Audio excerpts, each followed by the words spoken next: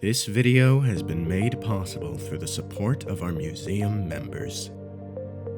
To become a member, visit charlesrivermuseum.org/join. Please subscribe to follow us here on YouTube and hit like if you enjoyed this video. Good evening, and as Bob says, welcome to the Weaving Gallery here at the Charles River Museum. And as he also said, the reason there is a weaving gallery here is because the museum is founded and located within the walls of the Boston Manufacturing Company that was founded here in 1814 by Francis Cabot Lowell and a group of investors who came to be known as the Boston Associates. The BMC was a highly successful endeavor that ultimately spread its factories and mills across New England in many places, including, besides here on the Charles in Waltham, a large mill complex up on the upper Merrimack River in northern Massachusetts in a place called Lowell, named after Francis Cabot Lowell. And later on, downstream of Lowell, another huge mill complex in the town of Lawrence, which happens to be the name of one of the Boston Associates. It's a good question. Why was the BMC as successful as it was?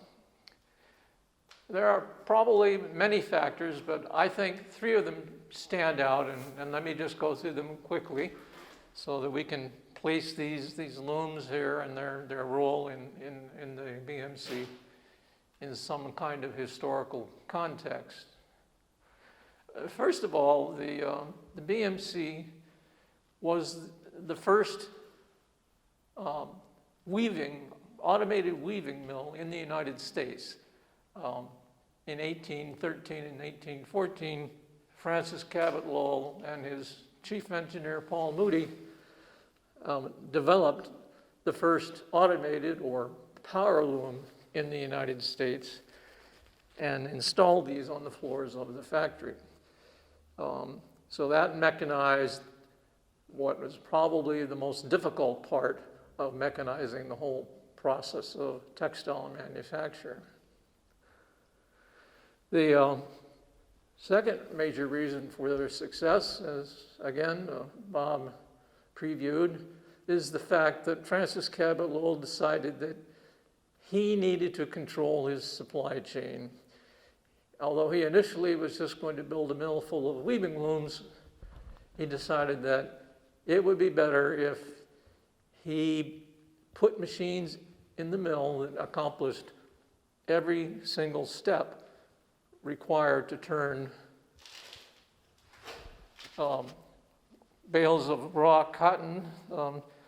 I think we'll look at those later on from the Deep South, and manufactured finished sheeting and shirting.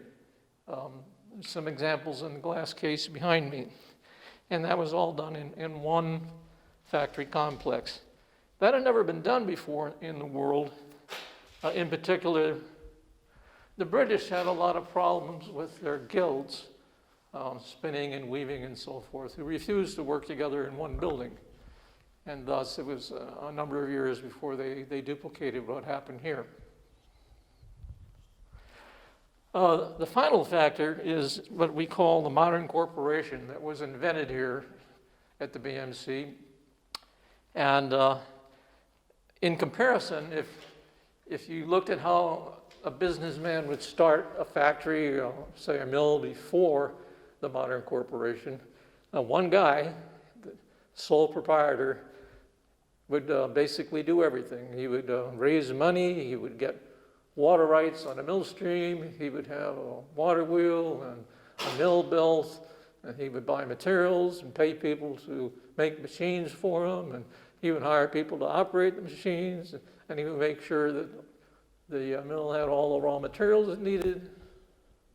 and he would make sure that all of the product got to market and was successfully sold. And he was typically capitalized at about $50,000 in a typical mill operation. And that was not enough. There were a lot of hazards in running a business, and being undercapitalized, most businesses failed eventually because they simply could not ride out the bumps and frictions of trying to make a business go. The BMC operated the way a modern corporation does. They had a board of directors, and it was their job to raise money and their job to think about where they were going to sell the cloth and where they were going to get the raw materials and so forth. They seldom visited the mill itself.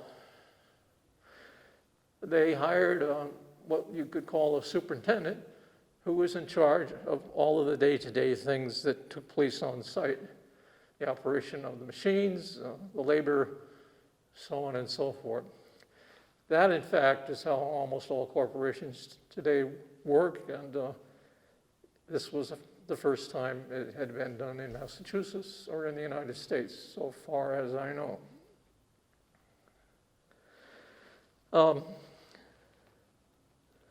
What I would like to do tonight is take you from what textile manufacture was like in the United States before it was mechanized, first at the BMC, and discuss the transition to the way textile manufacture happens today.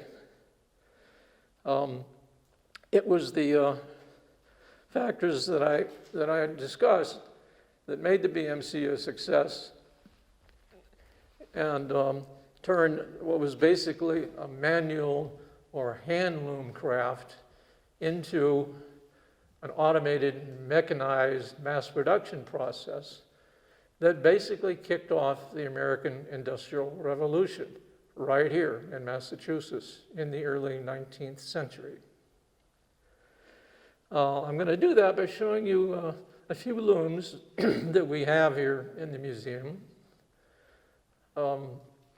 First, I'd like to talk about what the loom was that Paul Moody and Francis Lowell designed, and we have a replica here, which I will describe to you, and we will give you a little bit of demonstration of it.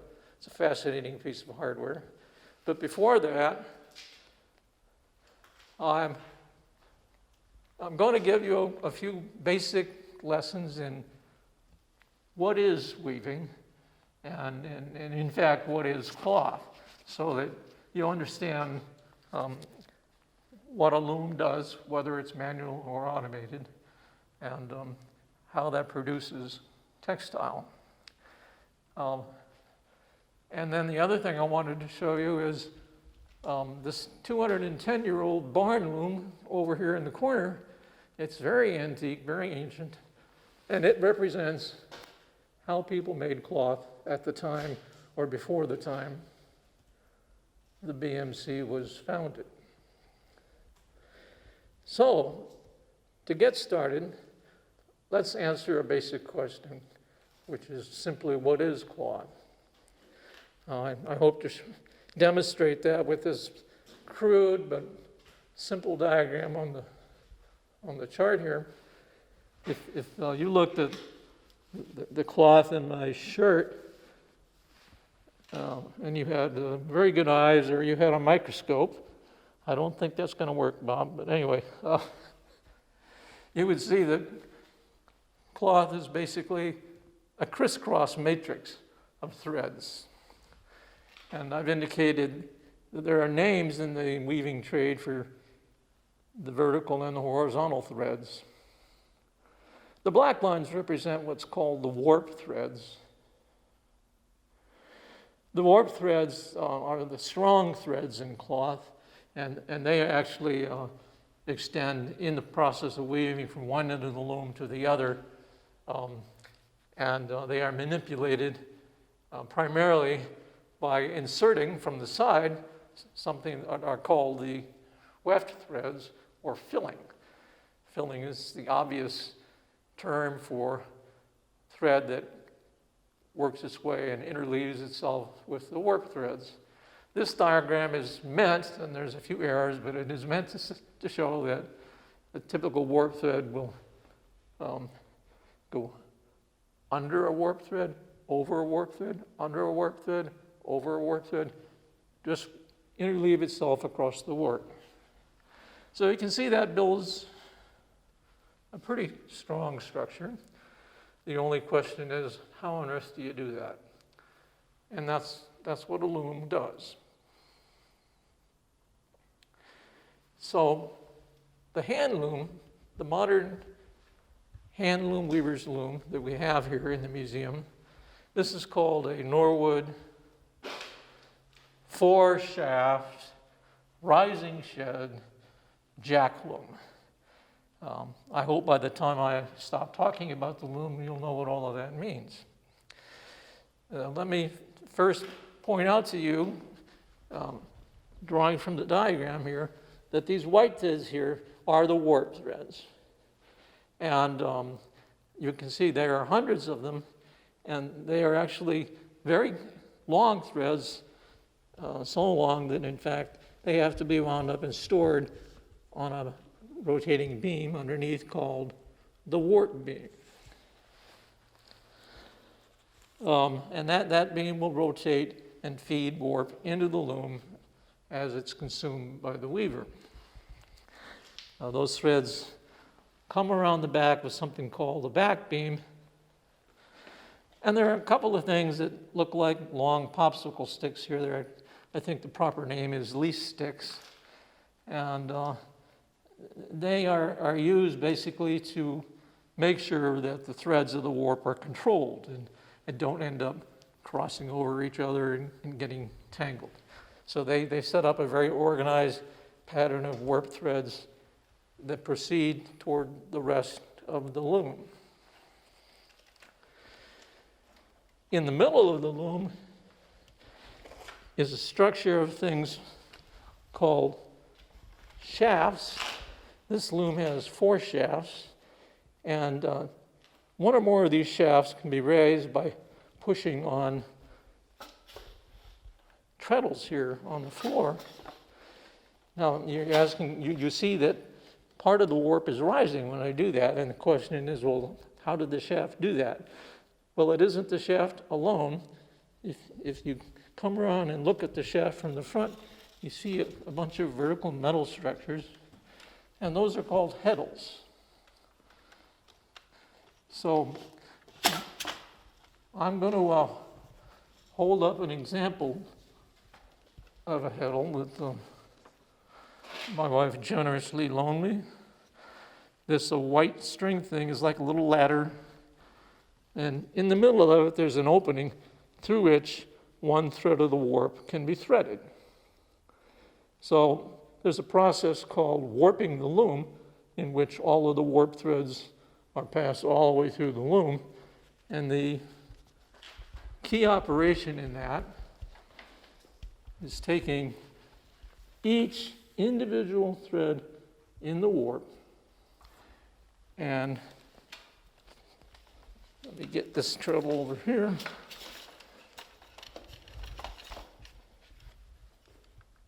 Each individual thread in the warp is going to be threaded through one of these Heddles on that shaft, and all the other threads are and on one or more shafts that are to be raised. So that basically tells you that because the Heddles are captured by this shaft structure and the Heddles capture the threads, that is how we can raise some of the threads. So depending on which threads are assigned to which shaft and go through which Heddles, you can, with almost infinite variation, control which part of the loom, of the warp, is going to be raised by operating the various treadles on the floor. Now, this is difficult for me because I have big feet, and the floor is cold, and I didn't want to take off my shoes. But anyway,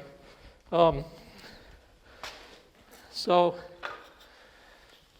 let's go back and look at this. I pointed out that raising a shaft takes some of the warp threads and pulls them out of the plane of the warp. And you can see gaps in the warp here, the raised part of the warp, and those represent the threads that were not pulled up and are still laying down below. That opening is referred to in weaving as the shed, because it looks a little bit like a shed opening. And its purpose is to give the weaver the ability to take some weft thread, and here I have a bobbin of weft thread. Remember, this is the filling thread that runs horizontally through the cloth matrix. And using this thing called a shuttle, which has got nice pointy ends on it and smooth surface, it can be pushed by the weaver from side to side through that shed.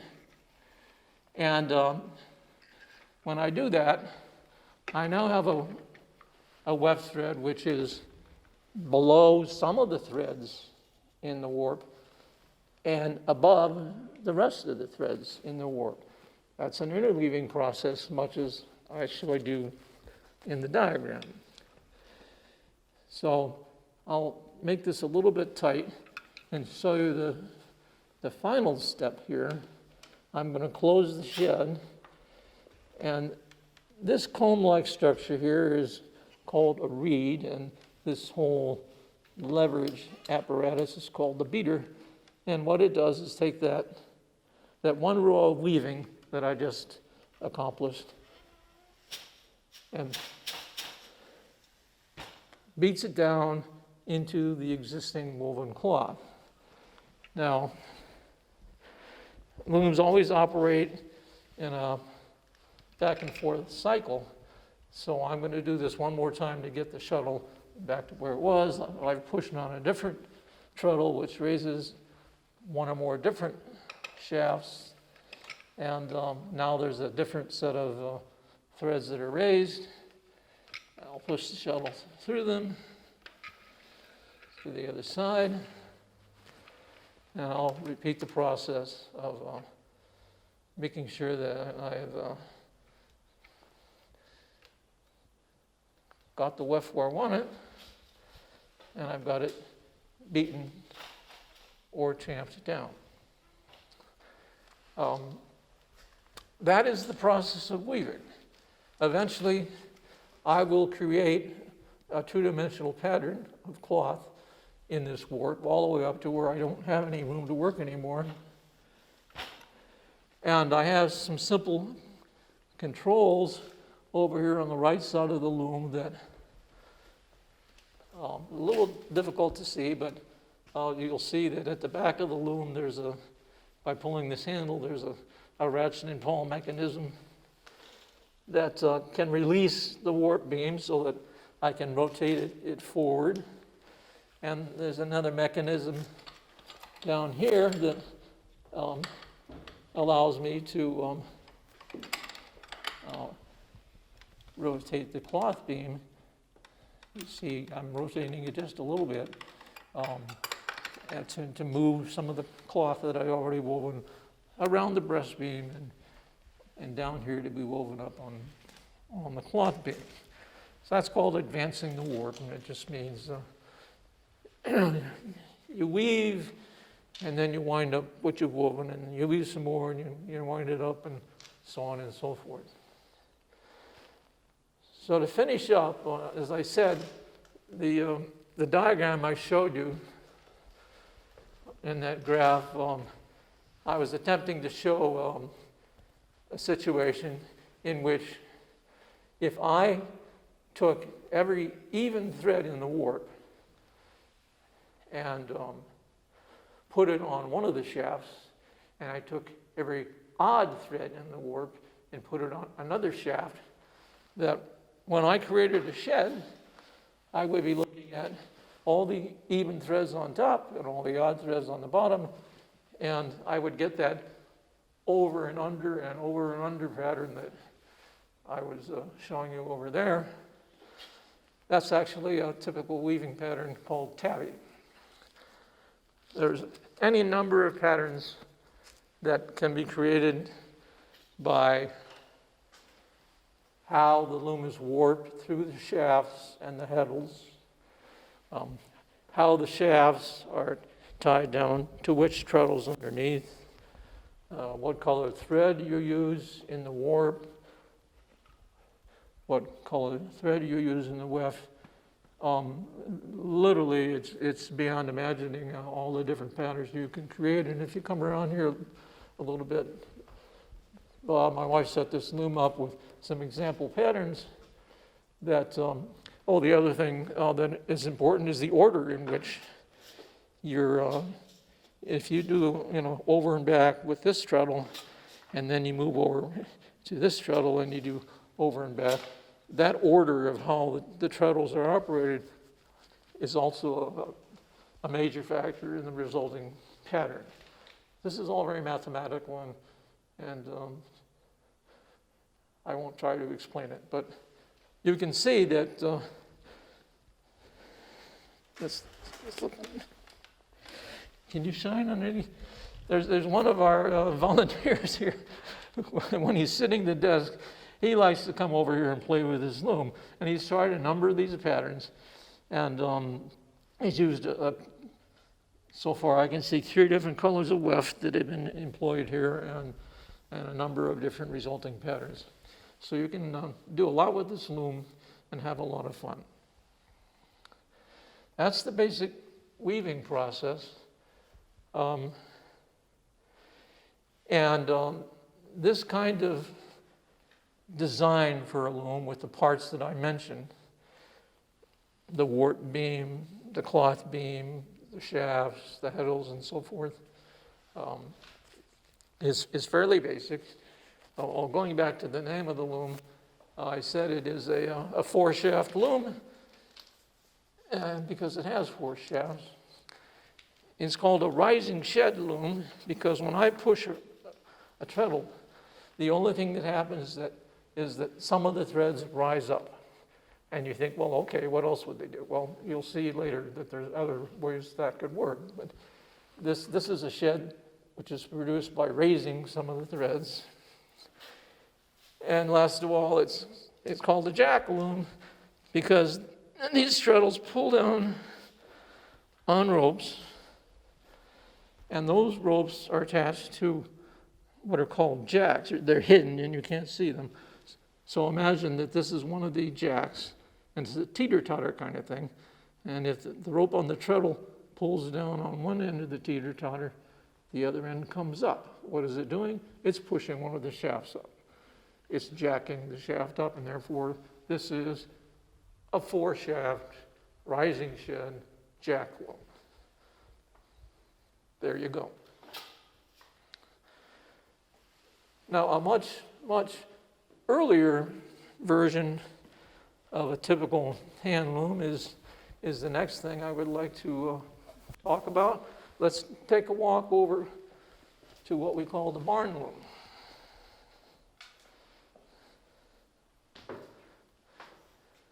This loom is about 210 years old. It's called a barn loom because of the construction technique of post and beam with pegs holding everything together. And the first thing I should point out to you is rather than the jack mechanism, which is fairly modern and sophisticated in the loom we were just working with, this uses a simpler mechanism to separate the warp and create a shed. This is called a counterbalance loom, and it has 2 shafts. These things I have, one in each hand, are called the two shafts of the loom. And you'll see that a pair of ropes on each one goes over an overhead pulley to the other one. So they're intimately linked. And if I use the floor treadles to, say, pull down on the back shaft, the front shaft is going to go up. So I can alternately do that. And these Heddles, these string Heddles here, accomplish the same thing as the Heddles I showed you over there. By raising one shaft relative to the other, you have effectively separated the threads of the warp into two arrays of thread that form a shed. And those things, this loom has an overhead reed and beater as opposed to the floor-mounted reed beater. And this is, I believe that this is a metal reed.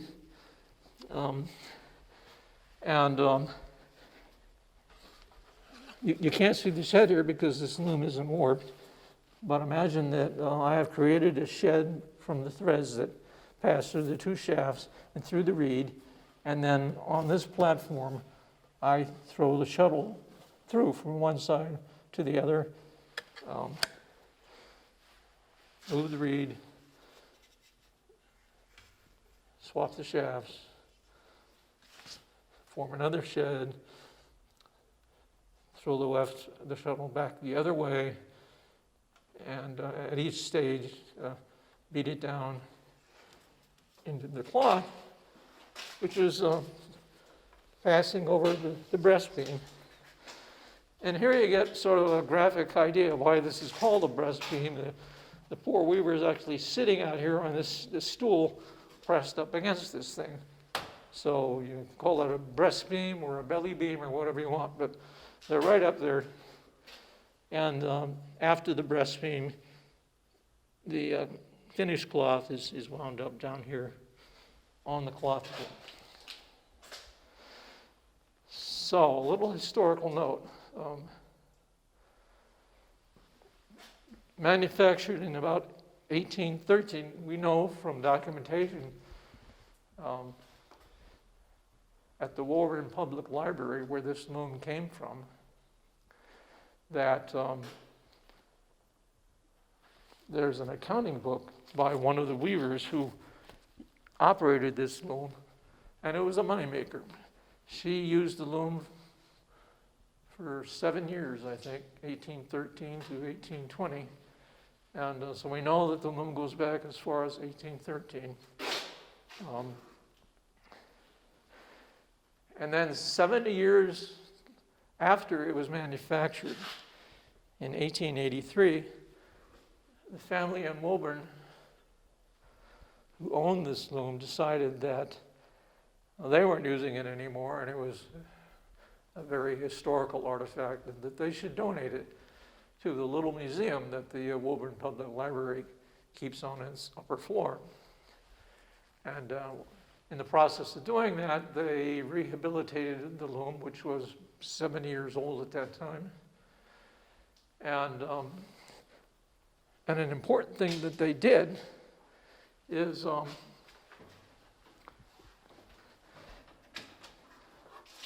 they took this warp beam, which is wrapped with these raggedy threads here, and they took the bare warp beam off the loom.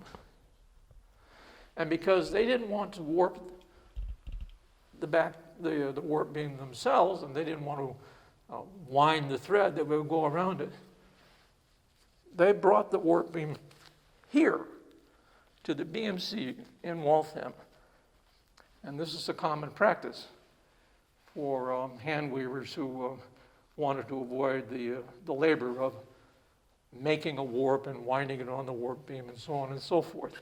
And that was done in 1883 when this was donated to the Woburn Public Library. So that answers the question of why we haven't taken these warp threads and warped the loom with them. We haven't fed them through the shafts and the Heddles and the reed and so on and so forth, because they wouldn't survive it. These threads are 140 years old, and they would just fall apart. But because they came from here, the Boston Manufacturing Company in 1883, this whole loom becomes a very important artifact for our museum. And also a representation of before America made its own manufactured cloth that people could afford to buy. This is how people made their cloth. Because there were very few people who could afford to buy the imported cloth that was coming in from England and other parts of Europe. Just to summarize, we've talked a little bit about the history of the museum and of the mill. I'm going to talk more history here coming up, but I told you a little bit about how weaving works and what it was like to weave 200 years ago. So that brings us up to the early 1800s and the efforts of Francis Cabot Lowell to bring textile mills to the U.S. So let me grab my breath and step back here a moment. In the early 1800s, Francis Cabot Lowell was a successful businessman in Boston. And he was successful in about the only way it was possible to be successful. He was an international maritime trader. In other words, he put goods on a sailing ship and sent it across the Atlantic to England or Europe or maybe farther away, and traded those goods for things that people in the U.S. wanted. And months later, the ship would come back, and he would make a lot of money if the ship hadn't sunk somewhere along the way by selling those imported goods. As you might imagine, it's a very risky business, or was a very risky business because of the weather and so forth. And in the early 19th century, England and Europe were beginning to engage in something called the Napoleonic Wars, where the English and the French, the French were basically going to war with everybody else in Europe and England. That meant that there were a lot of military vessels on the ocean, and there were blockades to prevent goods from being sent to either France or England or whoever the blockaders didn't want them to go to. And there was even the possibility of a crew from an American ship being captured and pressed into service on, say, an English military vessel. That was called press ganging. So it was making things more and more difficult and unstable to maintain a maritime trading business. Lowell knew this, and he understood that what the United States really needed was an industrial base. It had none. Anything that required manufacturing by any kind of complicated machinery or complex process had to be imported. It could not be made on shore. And the United States was at the mercy of overseas suppliers, and in his opinion, would never prosper as long as that situation persisted. So by about 1810, Lowell had decided that if he were going to start an industrial base in the U.S., he would start with the textile manufacturing industry. There was only one problem with that. England held the lead in that business. They had very advanced technology, and they were not allowing that technology out of the country. So Lowell knew that the United States probably could never catch up with that technology if they tried to do it from scratch. We simply did not have the technical and scientific basis here in the U.S. at the time. So he understood that he basically had to go look at that technology in England and somehow steal it and bring it back to the United States.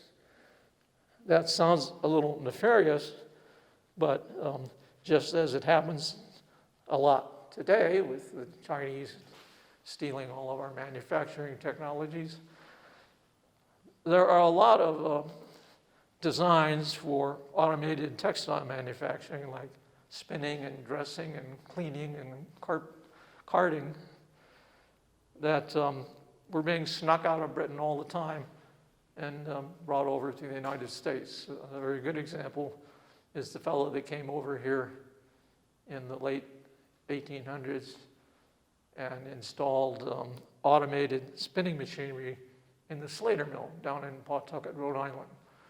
That was technology stolen from the English, brought over and recreated here. So Lowell wanted to do that himself. Now, he had a good excuse for going over to England, and basically it was poor health. And so he said, well, you know, I need to get out of the business of trading, and I need to go to England for a couple of years and rest and relax and take the cure and what have you. So he gathered up his wife and kids, and they went to England and Scotland also. Lowell had a lot of contacts with business people in England because he was a maritime trader. And he must have been a pretty good talker because he talked himself right into many of the mills in England, Lancaster, Manchester, and also up in Scotland. And he saw what he wanted to see. The only problem he had was that he couldn't take any notes, and he couldn't bring home any drawings or books because they would be confiscated by the British upon his departure from their shore. In fact, he and his possessions were searched at least twice, if not 3 times, on his family's way home to the United States. Conventional wisdom says that Moody had a very bright mind, and he was able to observe English technology and memorize it and recreate it when he came home. Some people don't think that's really possible, and that somehow perhaps he was able to bring some kind of documentation with him. I'm not going to get into that discussion, but at any rate, he came back from England with what he needed to know, or he thought he had it. So in 1812, on his return, Lowell and his brother-in-law, Patrick Tracy Jackson, rented a flat in Boston and spent a year trying to build a power loom based on what Lowell had seen in England. They had some small success, but they were unable to create something that would be usable as a factory floor machine. So at the end of that year, it dawned on them that neither one of them was a mechanical engineer, and maybe they needed one. That was a good idea. So after a wide search around New England mills, and not getting the person that they first wanted to get, they stumbled across a guy from the Amesbury textile mills, spinning mills, up in the northern corner of Massachusetts by the name of Paul Moody, and convinced him to become part of the effort to start a textile business here in Waltham.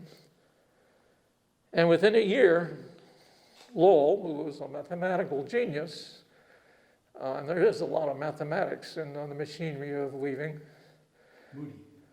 and Moody, who was just one of these incredible tinkerers, mechanical genius types himself, they came up with a power loom that we think looked very much like this reproduction that we have here in the museum. So there are a few questions that arise here.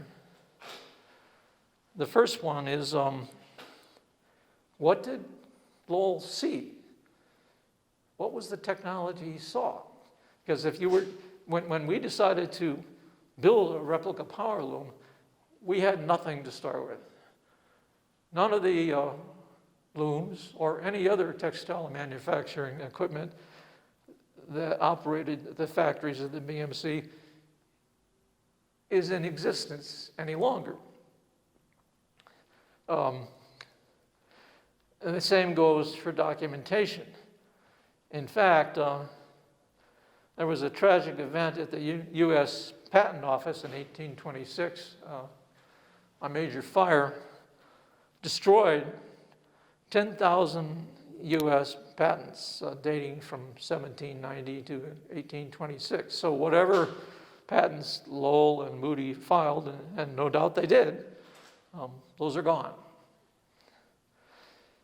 So that just deepens the question of what on earth did the people here who were trying to recreate that loom have to work with? It turns out they basically had two things to work with. They knew the nature of the looms, from historical records that were prevalent in the English mills at the time Lowell visited. And we knew that he actually wanted to see that particular kind of loom because he knew that was what the English were using. It was called a Cartwright loom, a loom that was patented in 1785 and is considered to be the very first power loom invented in Europe. And it was a clergyman, also an inventor by the name of Edmund Cartwright, who designed and built that loom. And it was a terrible loom. For some reason, he thought it had to have a vertical warp. And it was so inefficient and crude in its construction that the operating crank sticking out the front took 2 or 3 strong men to turn. And apparently, you see a thing passing horizontally below the warp. That's the Flying Shuttle that would throw the shuttle back and forth. Evidently, that thing was quite dangerous. It just went off like a rocket every time it was shot across the loom. So it was a complete commercial failure. And this was all the result of the fact that Cartwright knew nothing about textile machinery. He had gone to a factory and seen something called the Arkwright water frame. That was an early mechanization of the process of spinning yarn by a gentleman named Arkwright. Water frame simply means that all of the mechanism was driven by a water wheel and pulleys. So he was so impressed with that he was motivated to try and build a loom.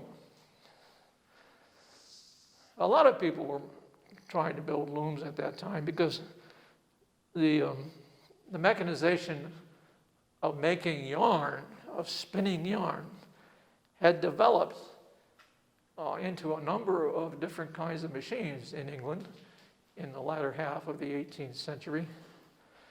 And that yarn that was manufactured in these factories was distributed out to hand weavers around the country who would turn it into cloth. That stage was not mechanized. It had to be done the same old way like you would do with our barn loom over here. So yarn was piling up on the warehouse docks of the spinning mills because there weren't enough hand weavers out there to consume what the automated spinning machinery was able to put out. So everybody understood that there was a discontinuity here, and we had to automate the last and most complicated step of textile manufacturing, namely the loom. So Cartwright took his time and apparently consulted some good sources, and this is his second loom. And this actually is somewhat reminiscent of modern looms. Now, it doesn't have a warp beam. All the warp threads were wound on individually on little spindles in that array to the left, and you see them converging into the loom. And then you see a hanging beater, and you can see a cloth beam and a breast beam at the front. And there's an array of shafts and cams underneath that do what every inventor of a power loom tried to do.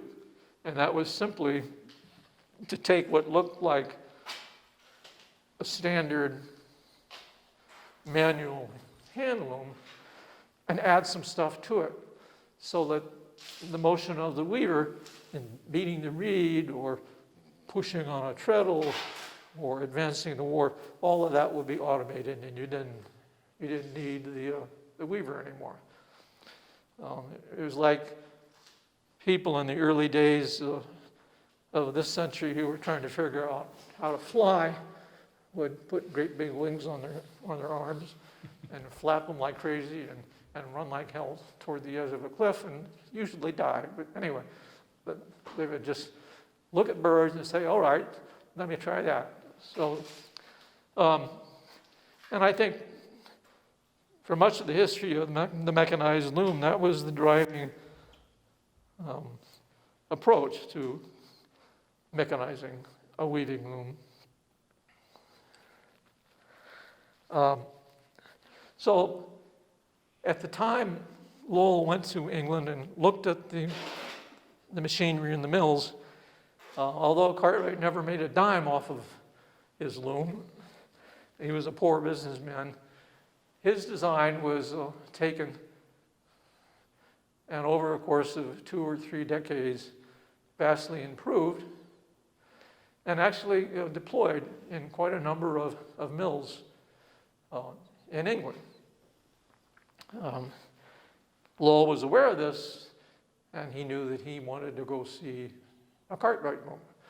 So you can see that there are diagrams that give you a pretty good idea, and there are written descriptions that give you a pretty good idea of how a Cartwright loom worked. And that's another piece of evidence that can be used to figure out what Lowell and Moody came up with when they were designing a power loom. The final piece of evidence comes from Vermont, as it turns out. By 1820, various power looms were in existence around New England. And there's a fellow up in Vermont by the name of Isaac Markham, who in 1821, he was the superintendent at a textile mill in Middlebury, Vermont, and he decided to come down to Waltham and see what was going on at the BMC. And he came down here to this mill and worked probably worked for Moody for a few years. And he was an excellent draftsman. And what Bob is pointing the camera at right now is a side view of Markham's depiction of the power loom that was being used in the mills here at the BMC in the 1820 time frame. So there were some diagrams like that available. The screen is showing another depiction of the loom, and here's a nice color rendition of one of Markham's drawings. And so the volunteers here at the museum had a lot to work with, but perhaps not as much as they would like. At any rate, a museum up in Vermont announced that they had found a cache of Isaac Barton's drawings. This is in the early 1980s. They identified, what some of these drawings were of. And in fact, a number of these drawings depicted machinery from the early 19th century from here, mill machinery. They contacted the founder of this museum, a fellow by the name of Michael Brewster Folsom, and they asked him, could you please come up here and validate that these are BMC drawings? So Michael and his wife Marcia, who's the current president of museum board, went up to Middlebury and looked at the drawings and said, yeah, we think that's true. And a number of those drawings were brought back, and short story were part of the process of researching what this loom should be. So that's the historical part of all of this, and how we came up with a design to replicate. This is a half-size replica, by the way. I think it's a pretty large machine, and you can imagine how giant it must have been in its full implementation. So as I said, the basic idea was to take what looks like a standard loom, add some parts, and make it automated, and make it do all of the things that a human weaver would make a hand loom do. So this loom, let me just show you some parts of this loom. We'll start at the front. We'll go through the loom backwards since I'm standing in front of it. So here is the cloth beam for the loom. And you can see that some cloth has been woven and is carried over the breast beam of the loom and is on its way to being wound up on the cloth beam. You can see that the loom is at a point in its cycle right now where one shaft has been raised relative to the other shaft, and a space has been opened between the two halves of the warp. And that's the shed that I've been talking about. And so we're at a point at which we can pass a shuttle through here and leave a warp thread and beat it down and create more cloth. Since I'm handling the shuttle, I haven't spoken about the Flying Shuttle in any detail yet.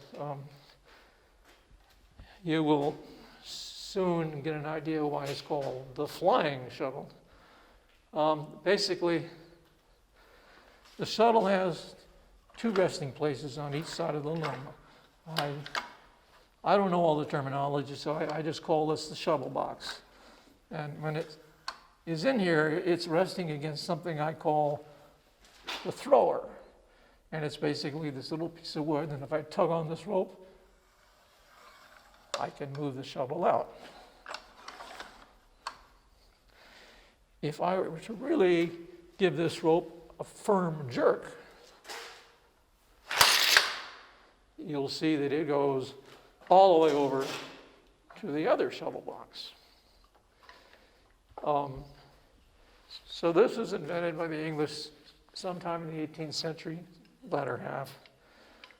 You notice that the shuttle has wheels on the bottom to facilitate its travel along the bottom of the reed. I'm not going to be able to demonstrate a few things about this loom because right now the motor for the loom is being replaced, and I cannot operate the loom other than in slow motion by turning the drive pulley over here. But we do have a short video. We do have a video which we will show you shortly, which is quite impressive, that demonstrates all of the motions of the loom. But I'm getting a little bit off track. I just wanted to say, all right, so it has a cloth beam, it has a breast beam, it has a reed, it has a shuttle, it has shafts, it has a warp. And I'll step around the back here a little bit. Bob will track me. And without getting into the guts, which we're going to look at later, it has a warp beam.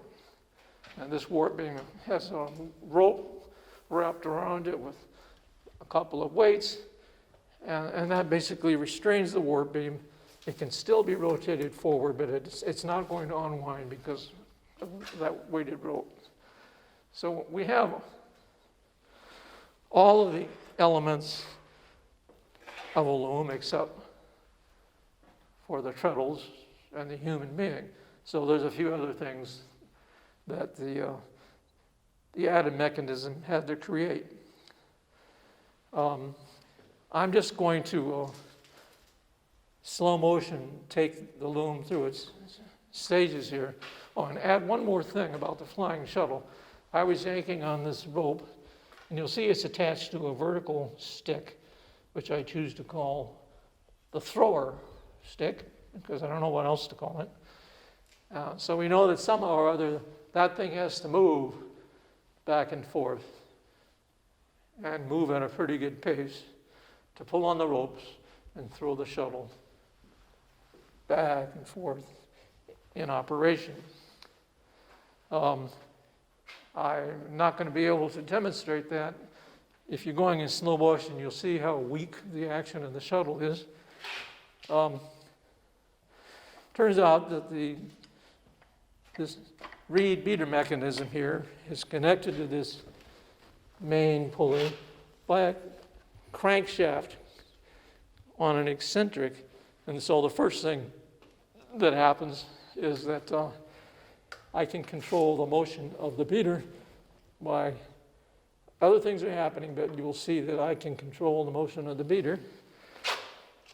It's going forward, and if Bob, you step around to the front again, we're going to see the thrower stick come around. I think it's going to flop over, and if it had given the shuttle a full kick in the back, this would have gone all the way across. Doesn't do that in slow motion, of course.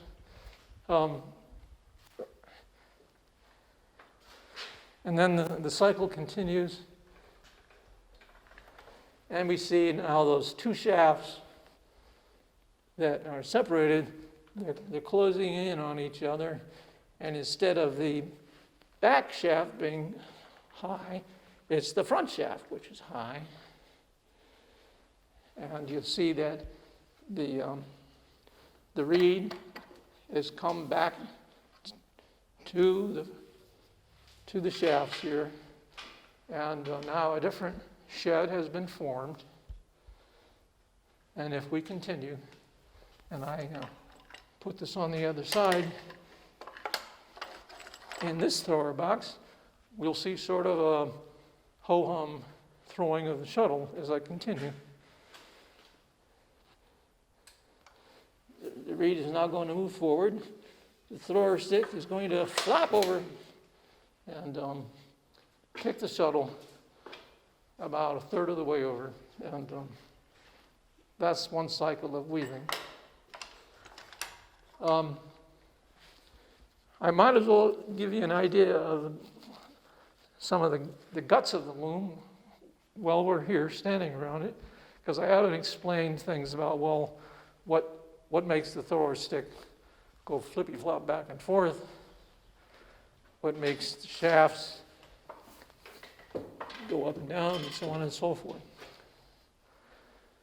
Well, we know that the Cartwright Loom, based on written documentation and pictures that we have, used a series of cams on a shaft to move some levers.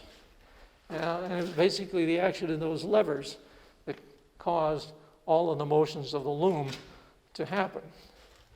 So if we look at this, this is a shaft driven by the pulley I was turning. There are 4 cams on this shaft. There are 2 small cams on the outside and 2 large cams on the inside.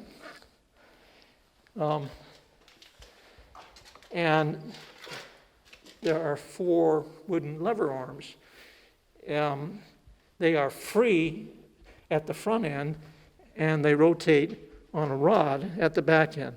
These are the upper levers. These are the lower levers down here.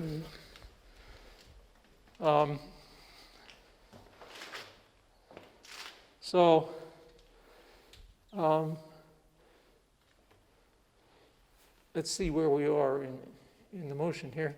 Okay, so the big cams on the middle that are pushing against the bottom levers are the ones that operate the raising and lowering of the shafts.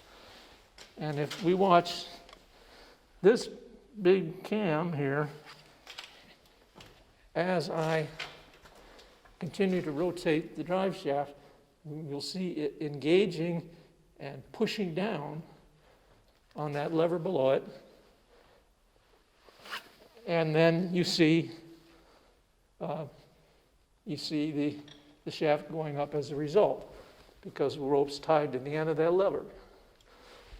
So it goes all the way through its cycle, and then eventually drops the shaft. Now, I said earlier when I was talking about the first loom that there are 2 steps to each cycle of weaving. One of them, and it lays down 2 threads of weft.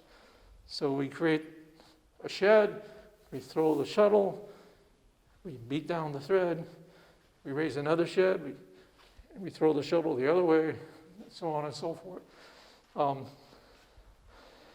And that is why there are 2 large cams and 2 small cams.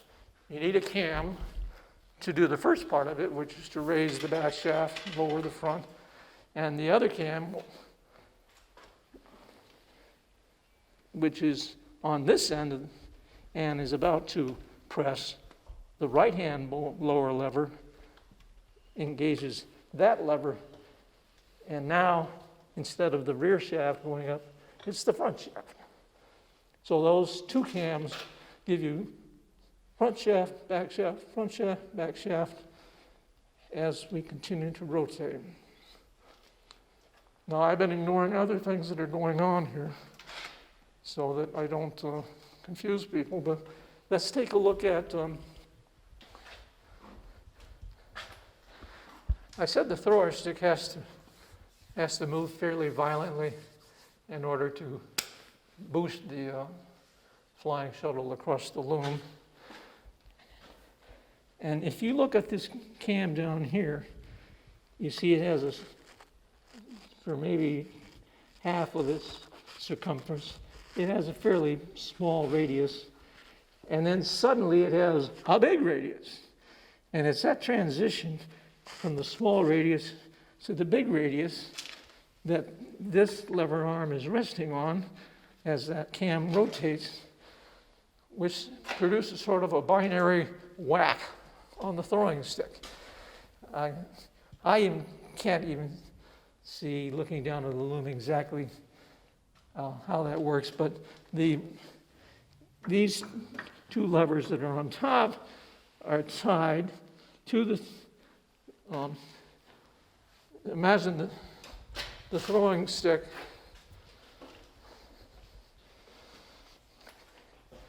Yeah, we can get a pretty good idea. The throwing stick is on this round thing, and there's a rope which can pull on this side and another rope which can pull on that side, and those ropes are controlled by the up and down motion of the 2 upper cams. So that's how, when that cam in there goes from big radius to small radius, there's kind of a violent change in the position of those levers, and the rope gets jerked and so forth. So you can probably film that action either by watching the cam back there or coming up close like you were and watching what happens to the throwing stick. So now the far side of this thing, this lever, which is connected to the, from Bob's point of view, the right-hand side of the thrower stick, is riding on that large section of cam. And it's about to fall off the cam, which is going to make that lever drop. Right there. And there's subsequently, very quickly, the cam on the other side pulls the other way on the thrower stick, and we see it flop over. So I'll just do that a few times so that you can see it happen. Bang, bang. So I've tried to show you the detail. I think it's probably a lot more exciting to see this in operation. And this is probably a good time to show a little video that we have of the loom actually working, believe it or not. Okay.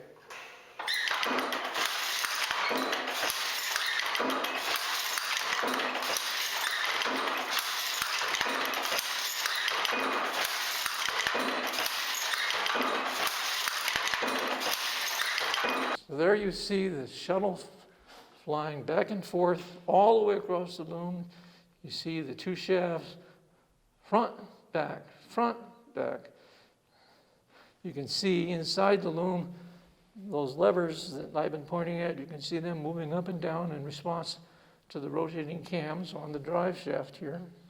Each time the loom completes a cycle and beats down the thread, it also, through a linkage on the side, rotates the cloth beam and pulls a little bit of the completed cloth down. So imagine this thing is probably still running fairly slow relative to its actual operation. It's still running fairly slow compared to what a real power loom would do, and it is a half-size loom. And so you can get an appreciation for, I can't think of a better word, the violence that goes on in a power loom as it goes through its actions. If you want to see that up close, you want to go up to Lowell, Massachusetts, the national park, and walk into the boot mill. They have a weaving room full of dozens of what are called draper looms from the Draper Loom Company from around the turn of the century, 19th to 20th century. And I don't know what it would sound like in there if they were all operating. I know I've stood in there when there's two of them operating, and I had to hold my hands over my ears. It is just a bad place for people who don't like loud noises. I'm willing to take questions now, but that's basically the end of the talk. And